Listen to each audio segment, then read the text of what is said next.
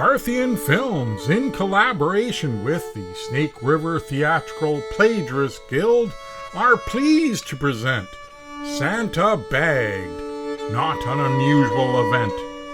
Written and directed by John F. Cooke, starring Sir Tyrone Goodfellow, Pepper Schwartz, Pancho McShizbit, and Alan Bland, featuring Dame Anahita Von Francesco.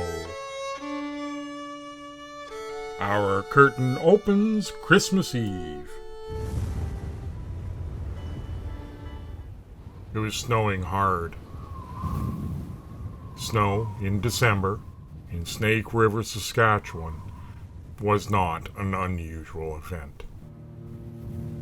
There were many a Christmas meal where the drink flowed freely. Again, this was not unusual in Snake River. That year, Christmas Eve fell on a Sunday. One would figure that would happen about 1 year in every 7. Not a frequent coincidence, but hardly a surprise. As per custom, most Snake Riverian businesses had been closed all day. 'Twas the day before Christmas, and it was a Sunday as well. Families gathered and stayed inside that blustery day. One of the few exceptions to the holiday closures was a bar. Again, if you've been to Snake River, you will not find any surprise here. Bunny Pavlov was going to open his speakeasy/tavern, Bunny's Shoe Repair, that very night. This Christmas Eve, his small tavern would host a private Christmas party for the Snake River Society of Most-Oft Indulgent Men. As an aside, the name Bunny's Shoe Repair fooled no one. Everyone in town knew he sold booze. In fact, if you wanted your shoes fixed, Bunny's was the last place you should go. Advertising his establishment as a speakeasy meant he attracted the younger jazz crowd, searching for a safe thrill. These novice drinkers seemed not to care about his overpriced and watered-down fare. However, this night hosting the Most-Oft Indulgent Men, you'd have to keep his drinks at full strength. Regardless, Bunny thought it would be a banner day for sales. The men's club had a reputation for leaving generous tips. No matter how you sliced it, the men's club could easily outdrink his usual egghead crowd. Volume was the key to a financial success, and Bunny needed the cash as he was just starting up a new family. In fact, it was Bunny Pavlov's son that changed a lot of plans that night.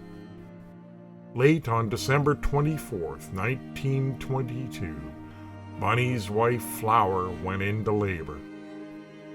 Mrs. Pavlov was told her child was not due for about 2 weeks. It wasn't her doing. Once her contractions started, she did everything she could to hurry the process. Flower believed it would be bad luck if her son were born on Christmas Day. If he was born that day, he would be cursed. About 10:15 p.m. on December 24th, Bunny got the call.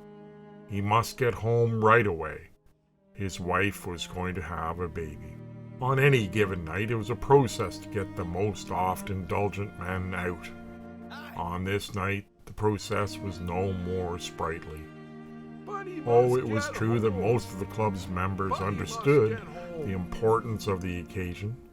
The gentleman started towards the door with the best of intentions. The word spread most earnestly. Bunny's got to go now. He's going to have a baby. The news was repeated over and over. At one point, Bunny's dog arrived and did his best to encourage the men to go and for Bunny to come home. None of this helped the gentlemen put on their coats any quicker. In fact, stating the notion that a baby was on the way most often led to a distraction. A toast must be made. God God bless Flower. It went on and on. The Most-Oft Indulgent men loved Bunny, and if he was going to be a new father, then they must drink on it. It was a matter of honor. The mention of a baby also led to a puddle of tears. Sad old drunken fools would recall the birth of their favorite child, and they would break out in tears. All this blubbering led to another toast. They must drink to it. It was a matter of honor. Here's to Flower and Bunny. In time, all the coats and boots got sorted out, and the show moved out onto the street. The toasts and tears continued out onto the pure white snowstorm. Bunny had removed all but two of the Most-Oft Indulgent men. Bunny closed the door and turned to look at the bar. There, firmly planted on their stools, was the president of the Most-Oft Indulgent men, Bill Meadows, and his vice president, Larson P. Frogpatter. Getting this lofty pair out the door would require tact and high diplomacy, well beyond just the growling of Bunny's dog, Anton. As Bill Meadows and Larson P. Frogpatter continued to pour themselves drinks and natter on about some trivial issue, Bunny began the delicate diplomacy in order to remove the president and his sidekick. He went behind the bar and took an elephant gun off its rack. He deliberately made a show of loading both barrels of the massive gun and then pointed it directly at the drunks. "Now it's time for you guys to just get," was Bunny's statement of Snake Riverian diplomacy. Bill was a quick wit. "Now hold on to your horses, my good man. Shoot me in the face if you must, but do not send me to meet my maker dry." His partner Larson was a trained lawyer. "Fine then," was a master at making deals. Rather quickly, he had the barkeep packing a traveling kit. The oft-indulgent men were promised food and drink, and they were not to be disappointed. As Bunny prepared the basket, the massive gun truly caught the imagination of the drunks. "A black powder express. "Yes, truly magnificent." 577 calibers. "Yes, indeed, a veritable cannon." "Much better than the Rigby or the Jeffreys. A fine tool for a man." "A man should have a gun."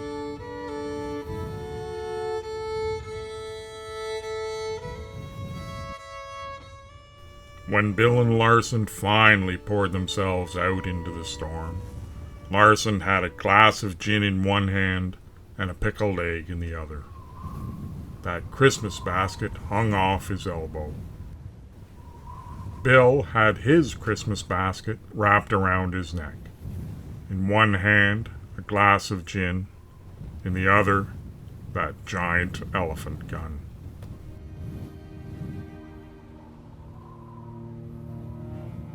It was late Christmas Eve when Bill Meadows and Larson Frogpetter stumbled out onto the street.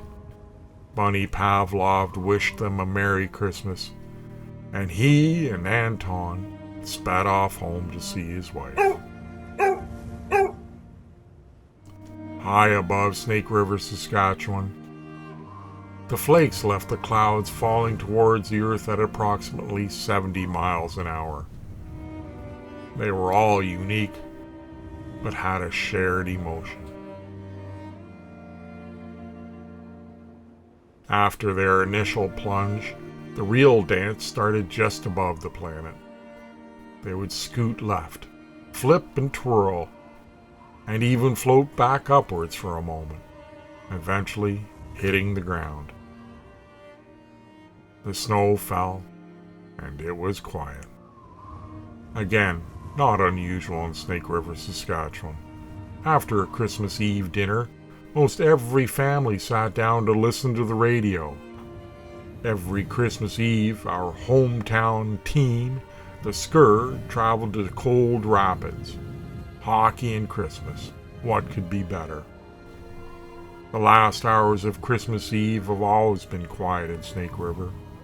The bells from the All Gods Church remain silent. The bars are closed, and even the dogs stop barking. One common trend in Snake River is a Christmas sleep. Snake Riverians love to nap, take 40 winks, or go saw some logs. We all just love to sleep. The bond is especially evident on Christmas Eve. There are a few theories that could explain this phenomenon. It is true on Christmas Eve there is a great deal of food and alcohol consumed. But alcohol is consumed most every night. Lots of folks don't have turkey. Moose is the staple here. The most popular rationale for our ability to sleep is the fact that Snake Riverians love Santa Claus. We were all taught from a young age that you have to be asleep before Santa will deliver his presents. Over the years, the restrictive rule grew into a gift. A good night's sleep, all wrapped in your favorite blanket, was a gift shared by everyone.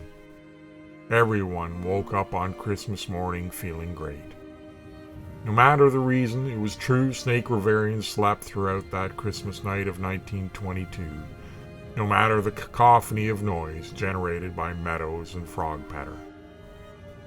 The two slogged their way through the snow, drifting towards home.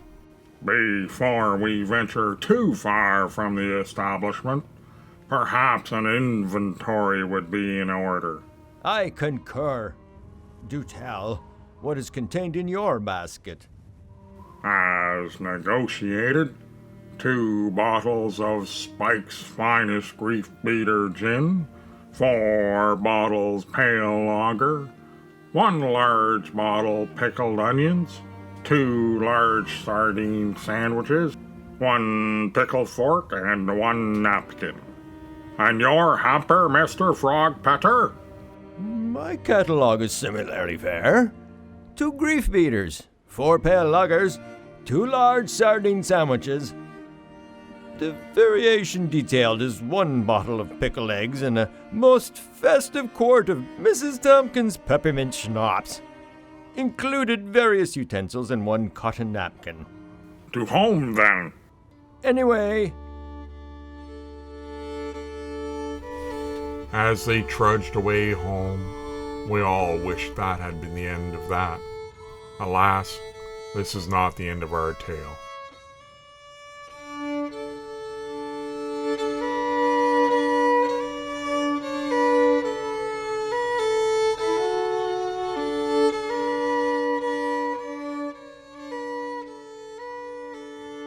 Larson's brain was festering. If you could read the mind of the lawyer Frog Petter, you would have been aware the main message was home. Just keep trudging towards home, 1 foot in front of the other. At the next level, his mind dreamt of pleasure. Sardines and cabbage, yes. Some cabbage would be nice. It seems we are both lost in thought, Mr. Frog Petter. Deep in thought, Mr. Meadows. 2 minds adrift on a similar path. Would you turn your thoughts to audible sound? Despite this late hour in this part of our humble village, there are no slumbering Snake Riverians to awake and commence complaint. You, Mr. Frog Petter, are a man of deep insight. My thoughts indeed were spurred by the lack of neighbors. Our solitude sparked my notions. Carry on. It is Chekhov's dog that worries me. Nothing to fret about, Anton. He should have gone home with Pavlov. What are you talking about? What are you talking about? Chekhov's gun. Gun? You said dog. Dog?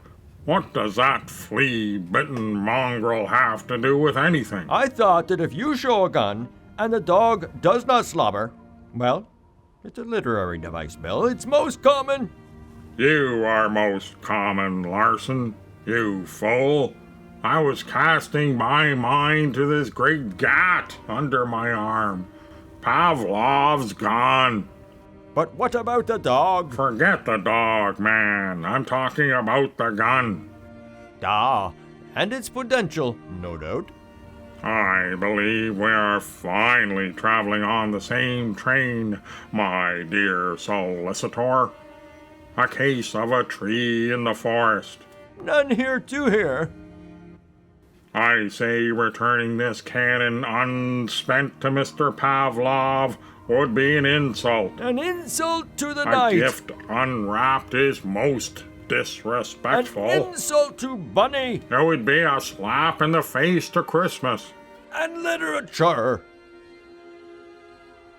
As your solicitor, I advise we keep to the spirit of the night and discharge our duties. Speaking of spirits, A glass to seal the agreement, then perhaps a chamber each to discharge our gift. agreed. Glasses were poured, and each man downed the beverage in one tilt. There was a day me and my Enfield split a single hair on a baby's head from over 200 paces. Frogpeter could not be outdone. Speaking of child's play, I once shot one grain of wheat off its sheath from over a mile. The debate never declared a winner. But one thing was agreed upon. Both men concluded the elephant gun must be shot that night. It would be a shame to return the great rifle unspent. Frogpeter, follow me now.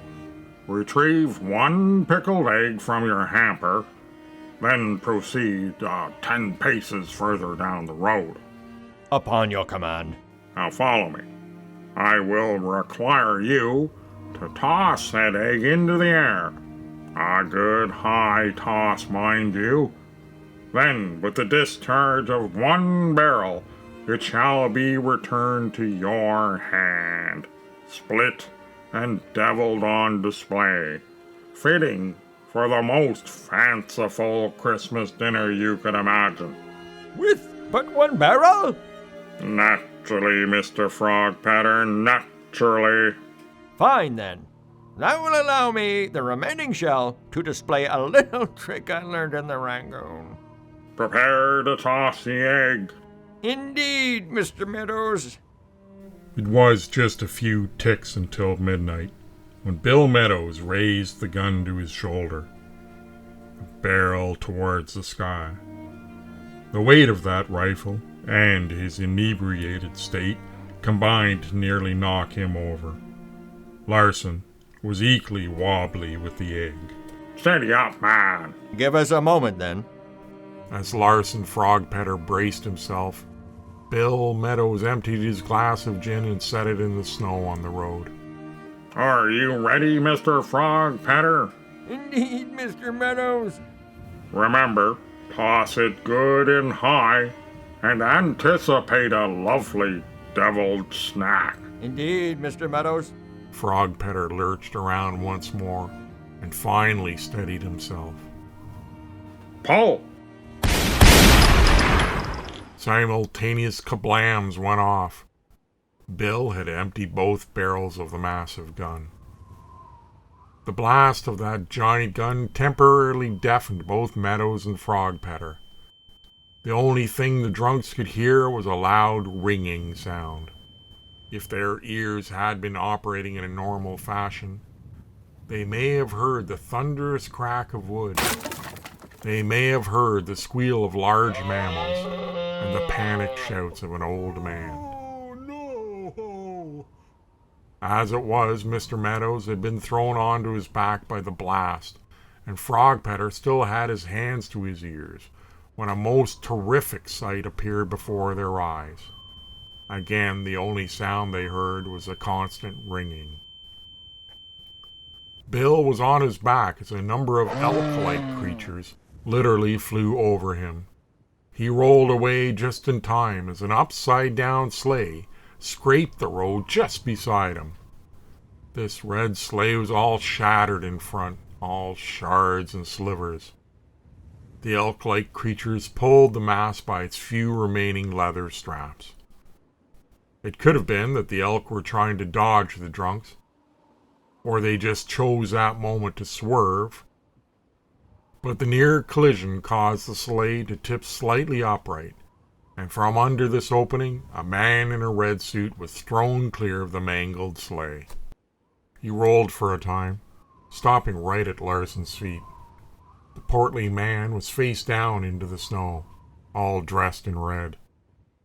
Once the hefty gentleman was thrown clear of the sleigh, the elk-like creatures had little difficulty in gaining altitude. They disappeared from sight into the thick fog of snow. On the ground were two stunned snake Riverians, Bill Meadows and Larson Frogpetter. The man in red was a little worse for the wear. Bill Meadows stumbled onto his feet and came to stand by his friend, staring down at the man in red. Bill used one foot to push the victim over on his back. Heavens to Murgatroyd, Meadows! You just begged Santa Claus! Is he dead? No, we are safe in that regard. His breathing indicates his lungs are functioning, and judging by the profuse flow of blood from his proboscis, I would say his heart is in fine order as well. I concur with your diagnosis, but what of the prognosis? Now what? Well, this situation requires immediate attendance, and I would suggest a refill of gin is in high order. Bill opened their Christmas basket and refilled their glasses. Both men downed the entire contents in one swoop. I believe I need legal advice. What say you, Frogpetter? I would suggest our first course of action is the concealment of this bit of evidence. He held out the massive elephant gun to make the point clear. An excellent recommendation, my friend. Perhaps yonder snowbank will suffice in the short term. Indeed, Mr. Meadows. Until we have a longer-term plan, that snowbank shall suffice. Until that time. Larson indicated his empty glass. Bill filled their glasses, and both men downed the gin in one gulp. Now then, action, my dear solicitor. Action is required. Bill knelt down to the man in red. He grabbed Santa by his shoulders and sat him up. With the upper part of his body now vertical, the blood from his nose gushed with more enthusiasm. Bill stuffed both nostrils with two of the pickled sardines retrieved from his sandwich. The fish slowed the bleeding. Larson returned from his errand at the snowbank, and both men examined the fallen man in red. He had a bloody nose, which was more likely broken, and a huge welt rising on his forehead. His red hat was askew. His appearance is not as jolly as I would have thought. I do concur. More gin. Once again, I concur with your logic. Bill Meadows poured out 2 more glasses, and the pair of drunks quickly downed the grog. After taking care of themselves, it only seemed the polite thing to do. They waved the bottle in front of the victim's nose. The old man coughed and opened one eye a crack. He began to mumble. Oh, Donald, you've been a naughty boy this year. The 2 Most-Oft Indulgent men nodded and spoke in unison. Gin, that is the tonic. Bill tipped the bottle directly into the victim's mouth. He sputtered, but drank the brew. Then one eye opened a little further. Oh, Bill, Larson, you are such a naughty bunch. Bill returned the bottle to the man's mouth, and he drank most heartily. Now, little Sammy Jenkins, I can see you've done all your chores, and I shall give you that bicycle. The man in red opened both eyes wide and leaned forward towards the bottle. Bill did his best part and allowed the old man to take 3 large gulps. His eyes did not seem to focus on anything in particular, but now his speech was gaining momentum. Oh, Santa does love his milk and cookies. Bill addressed the situation. Larson, what shall be done? Once again, Mr. Meadows, I would suggest the discovery of evidence is the key to any case. We must get this man off the street. To home, then? To our humble home, Mr. Meadows, with our fallen friend as our welcome guest. Do you have milk and cookies at home?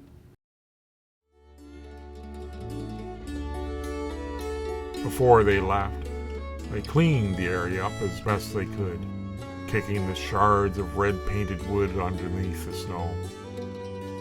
Larson retrieved the elephant gun as Bill got Santa to his feet. Bill and Larson shared a modest house that was luckily not too far from the crash site. When they finally got home, the trio settled in close to the fire and broke open a new bottle of gin. Santa was on two separate paths. As the effects of his concussion diminished, the effects of the alcohol increased. As members in good standing with the Snake River's Most-Oft and Indulgent Men's Club, Larson and Bill had played host to many a dignitary. None was more illustrious than the one they had before them now. The trio drank and ate pickled eggs. Santa insisted on being called Chris, and in no time at all the three were fast friends. Both men had questions for Santa, but Larson, the lawyer, had but one line of questioning. Chris, if you can see us while we are sleeping, tell us, what are you seeing? Why, it would take me weeks to recall all the happy faces. So many a child. Why, there was this one chap. No, Chris. We are curious about the adults you see under your magic cloak, and specifically the ladies. Santa turned even more red than usual. It took some time to get the ball rolling, but the grease of the gin bottle smoothed the way. Why, right here in Snake River, did you know Mrs. Patience? Why, she has the image of John Sparrow Thomas tattooed to her bum. And Mrs. McGillicuddy wears the most daring undergarments. Mrs. Percival Jones wears none at all.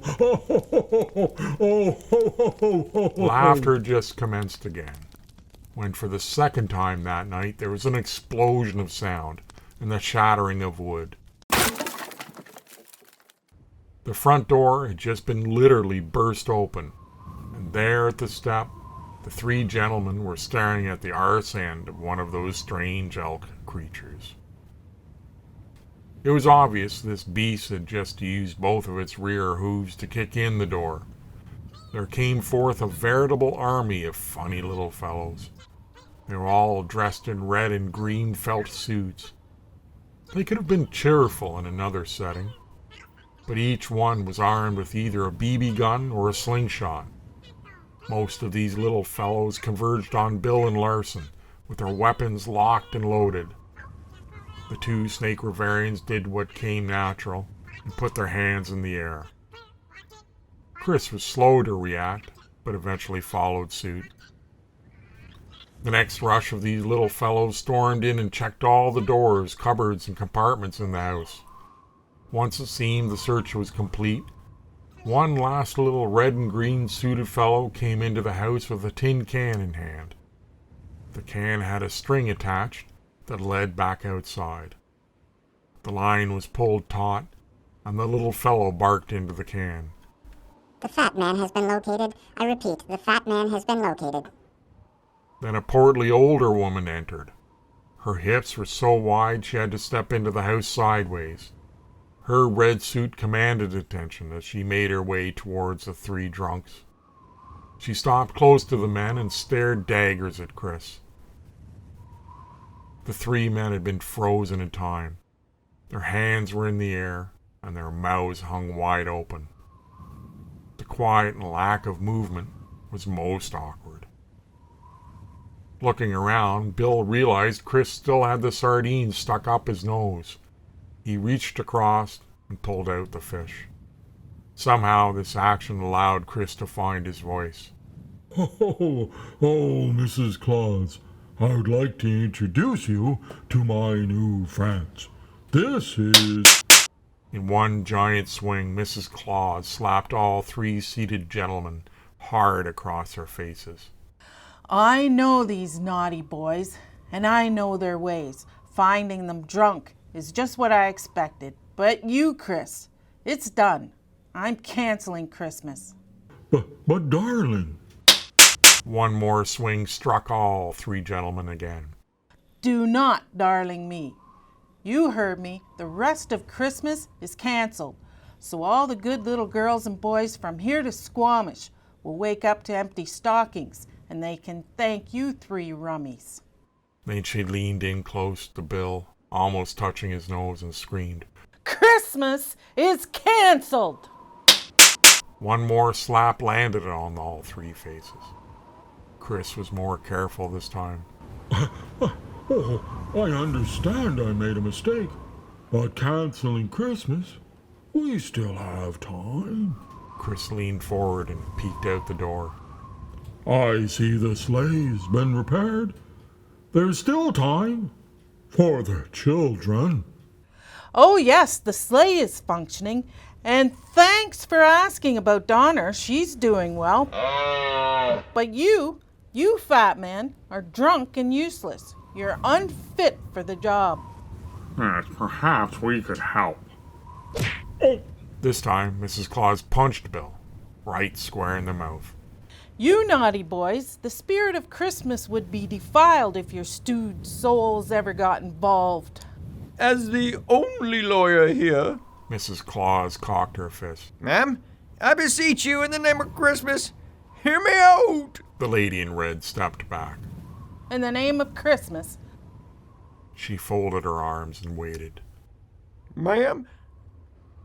Larson spoke slowly and carefully, fearful of another attack. It seems to me that under the microscope of the law, your case hinges on one fact. You seek to deny us the opportunity to help your husband here, and by doing so, save Christmas. The lonely fact that I speak of is based solely on the presumption that we are naughty. By law, if we are in fact found out to be nice. That's your case, is it? Fat man, tell me, are these men on the naughty list? Oh, well...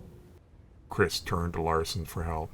Well, Chris, I'm sure you would agree that it is a long list with an abundance of names. Oh, yes, it's a long list indeed. And would you agree, sir, that there are many duplicate names? Yes, why, I have over 1,300 Sam Joneses. And I would further suggest that there could be more than one Larson B. Frogpetter. Why, there could be. If I recall, there may be a Larson P. Frogpetter in Peru. All three drunks nodded in agreement and looked pleadingly to Mrs. Claus. The lady in red seemed to consider the notion. Maybe, just maybe. The three drunks smiled and relaxed. It was like a lightning rod. That fat hand slapped the three gentlemen hard across the face. Now that's enough. Bill started to rise out of his seat and was sent quickly back with another solid punch to his mouth. Great Zeus. Larson appeared to be the next fool to argue with the woman when a quiet voice came from the doorstep. Excuse me. A number of BB guns and slingshots turned their aim to Bunny Pavlov, who was peeking his head inside the door. A snake Riverian at heart, he put his hands in the air. What do you want? Yes, I'm Bunny Pavlov, the owner there. Bunny I know who you are. You're the arms dealer. I asked, what do you want? Yes, ma'am. Well, you see, I got 2 errands to run. Well, first of all, I thought it would be a good idea to retrieve my gun. Fair enough. The lady in red conceded. With that, the barkeep entered the house and picked up the gun. He sheepishly acknowledged his friends. Larson? Bill? You said you had 2 errands. Can you move on any faster and finish your business here? Yes, ma'am. I just wanted to thank Bill and Larson for their part in my personal Christmas miracle. The lawyer saw an opening. Why, pray thee, sir, do go on.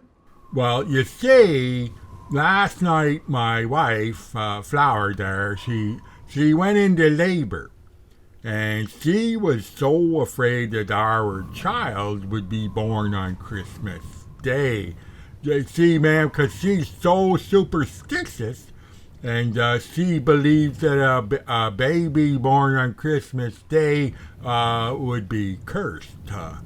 Anyway, so we were watching that clock, and I know I saw like 11:57 when it seemed that Flower had just given up. She had kind of resigned herself to having a cursed child there, and she had pushed with all her strength up to that point, but with no luck there. And she felt that was her last contraction for the day, and again, ma'am, she just felt doomed. We were in such low spirits.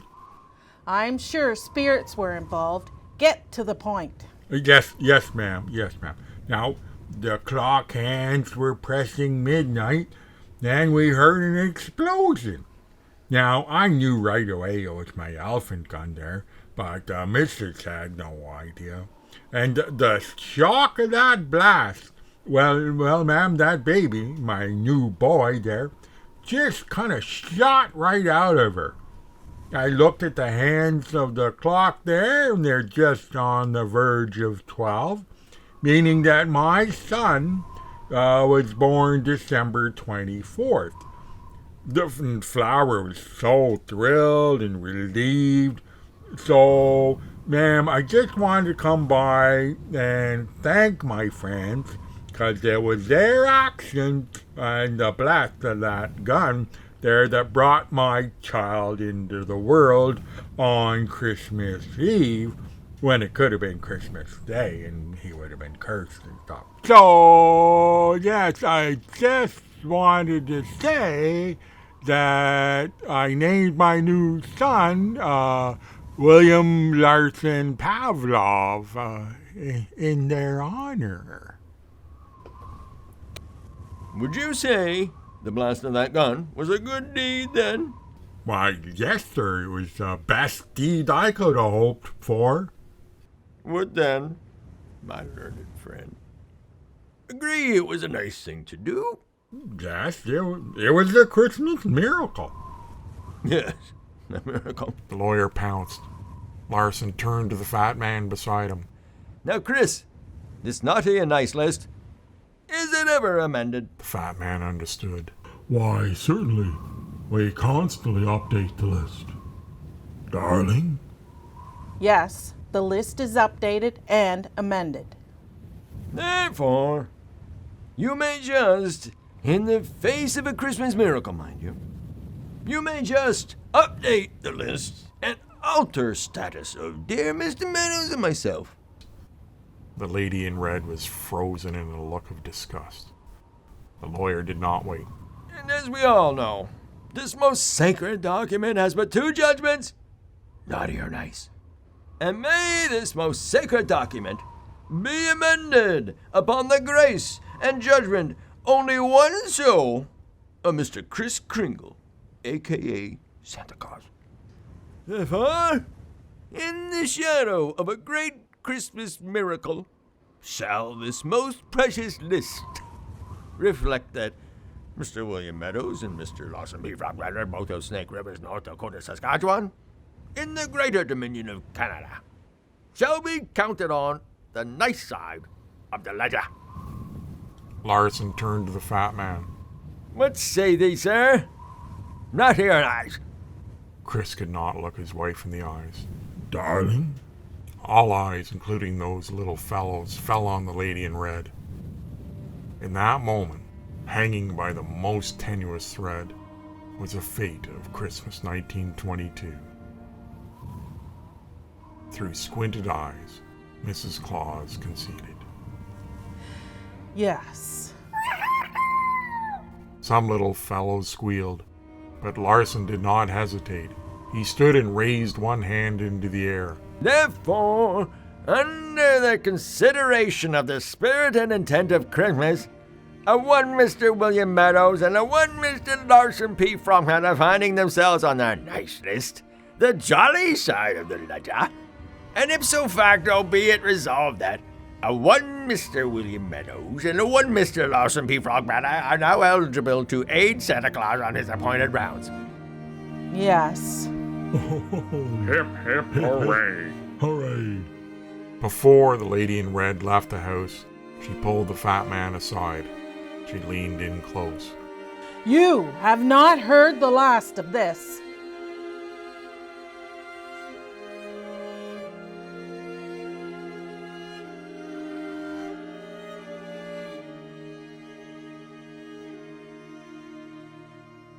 In the end, Christmas 1922 passed. Bill Meadows and Larson P. Frogpeter did indeed accompany Santa on that last leg of his appointed rounds. How much they helped Santa is unclear. If you believe the president of the Snake River's Most-Oft Indulgent Men's Club and his lawyer, they will tell you that Santa could have not done it without them. The staff here at the Muckraker would never recommend a full faith belief in anything the master juggler Bill Meadows and his lawyer, Larson Frogpeter, have to say, at any time on any subject. But for the sake of this tale, we will support this version of the story. Usually we do have and promote faith in our fellow Snake Riverians. We have faith that they will do what is in their nature. And hence, that makes this story, the tale of our 1922 Christmas, not so odd or unusual by our standards. Bill and Larson did what was in their nature, as dogs will do what they do, and God bless the scoundrels in us all. When you accept that people will do what is in their nature, then it becomes easier to practice the art of forgiveness. Clear definitions of naughty and nice make for a good tale, but we'll leave that flat judgment to the fictional realm. In reality, we do our humble best just to love one another. We do our level best to accept the fact that our neighbors will behave according to their nature. And we pray that, in the very core of our nature, we love our neighbors. Here in Snake River, we are not always successful in achieving our highest goals, but especially at this time of year, we do try. It is in that spirit we hope you accept our wish for a merry day in what can be a trying Christmas time. Yours in peace and love, the citizens of Snake River.